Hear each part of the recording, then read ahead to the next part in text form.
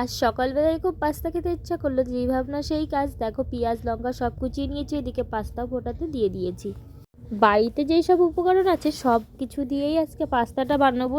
অনেক কিছু মিসিং আছে, কিছু করার নেই, যা আছে তাই দিয়েই বানাতে হবে। তো এদিকে পেঁয়াজ কুচি লঙ্কা কুচি মানে দিয়ে দিলাম পরিমাণ মতন, আর একটু লবণ দিচ্ছি। যদিও বা আমি পাস্তা কিন্তু তোমাদের শেখানোর জন্য বানাচ্ছি না, মানে আমি জাস্ট আমার রেসিপিটা আজকে তোমাদের সাথে শেয়ার করলাম।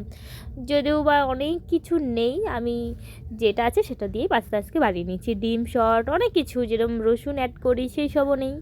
মানে আজকে চিকেন রান্না হয়েছিল সকালবেলা, সব ওতেই দেওয়া হয়ে গেছে। তো যাই হোক, কী করা যাবে বলো। তো এদিকে ভালো করে পেঁয়াজ লঙ্কা আর ডিমটা কিন্তু আমি ভেজে নিচ্ছি।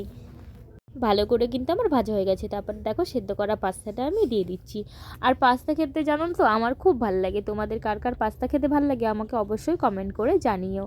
তো পরিমাণ মতন তো লবণ দিয়ে দিয়েছিলাম, আর পাস্তা সেদ্ধ করার সময়ও কিন্তু লবণ দিয়েছিলাম। তার জন্য কিন্তু আর লবণ দিতে হবে না। দেখো, আমার পাস্তা কি সুন্দর ভাজা হয়ে গেছে। সত্যি কথা বলতে আমি আজকে মানে আমার নিজের রান্না নিজেই প্রশংসা করে ফেললাম। সত্যি কথা, খুব আস্তে আস্তে জাল দিয়ে আমি ভাজছিলাম, খুব সুন্দর পাস্তাটা ভাজা হয়েছে। সামনাসামনি তোমরা দেখলে পরে বলতে। তো যাই হোক, এবার পাস্তার ভিতরে সয়া সস দিয়ে দিলাম। না তো সয়া সস না দিলে না আমার ঠিক মনে হয় না যে পাস্তা বানিয়েছি। সয়া সস চিলি সসটা আজকে শেষ হয়ে গেছে, কারণ দুদিন আগে চিলি চিকেন খেয়েছিলাম, সেটাই লেগে গেছে। যাই হোক, যা আছে বললামই তো আগে, সেই সব দিয়ে আজকে পাস্তাটা বানাচ্ছি। কি করব, খেতে ইচ্ছা করেছে।